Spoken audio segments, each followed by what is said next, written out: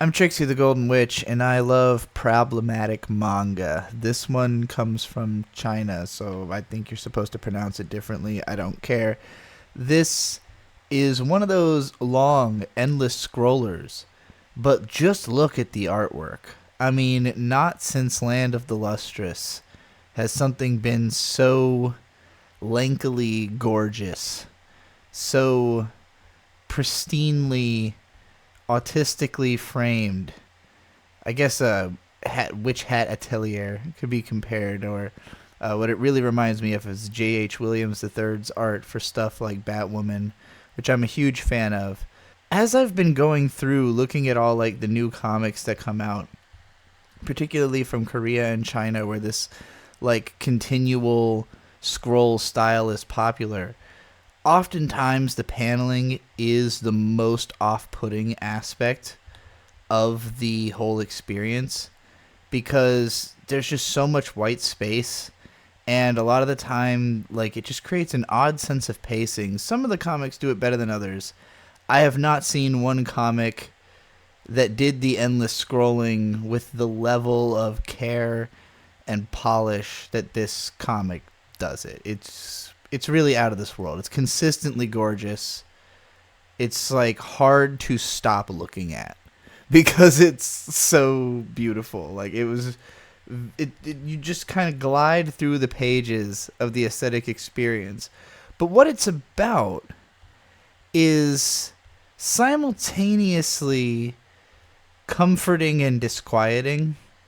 Like it's the type of story that it plays into certain, like, I don't know, I guess guilty pleasures is the phrase I would use. And usually when people say guilty pleasure, they mean I feel like I'm not supposed to like this thing because it's of low quality. This is obviously of high quality.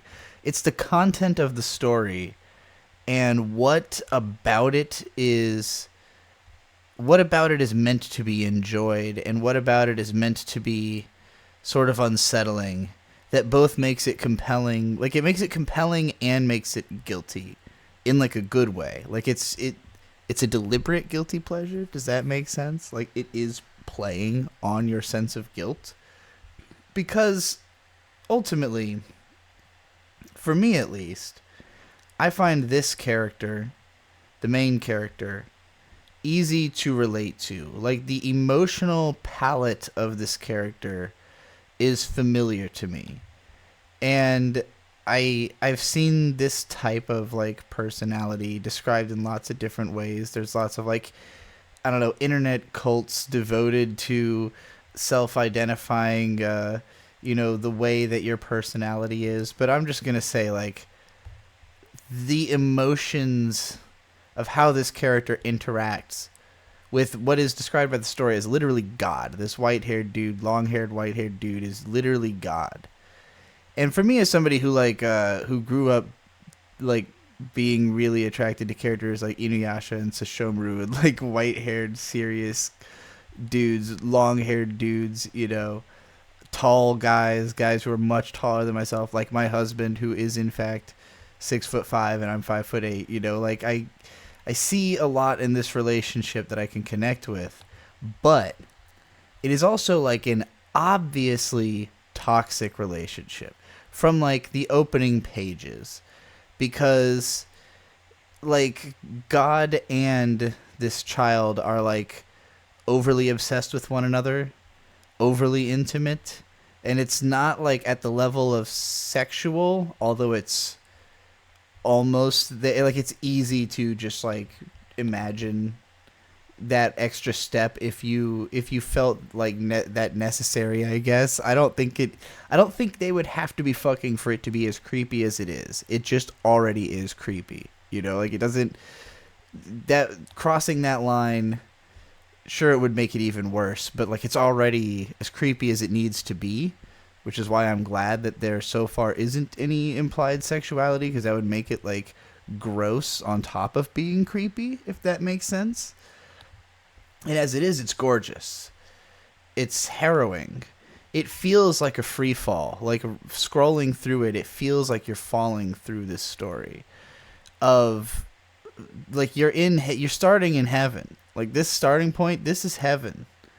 Being like cradled in the arms of God, still, even though you still have like your youthful enthusiasm, even at like this is like the cusp of no longer being a child. Like this kid is as big as you can be and still act this way. And of course, in the narrative, they're like, God's saying you should probably be past this point by now, but can't bring himself to simply cast the child aside. But as the story goes, we start to see how other people manipulate the child based on this relationship. Also, how the child is inevitably going to, grow up and have to leave God behind. It's a fascinating story. There's a lot of emotions packed into this. I've pretty much just showed you like all of the extant No, I've just showed you 12 out of 19. I'm not going to show you all the chapters, but this is currently publishing. It's very beautiful. It's very cozy, but with a undercurrent of unsettling, a feeling that like there's something wrong here and that the consequences of that wrongness must be reaped eventually, but you don't know when or how or in what form. And the story has it's slow moving. It feels like the author maybe doesn't completely know what the point is or where it's going, and is more so just trying to draw like these really gorgeous scenes. But I will be very curious to see if this story can reach a satisfying or meaningful conclusion. But as it stands, I love looking at it. I love thinking about it. I love how treacherous it feels. And I recommend it. The title is The Story of the Kiwi Bird, or Jiwei Niao. I don't know how to read the author's name, so, just go check it out. Don't forget to vote for me for U.S. President in 2028. Find all my links below. Send me money because you love me. And never forget, manga forever.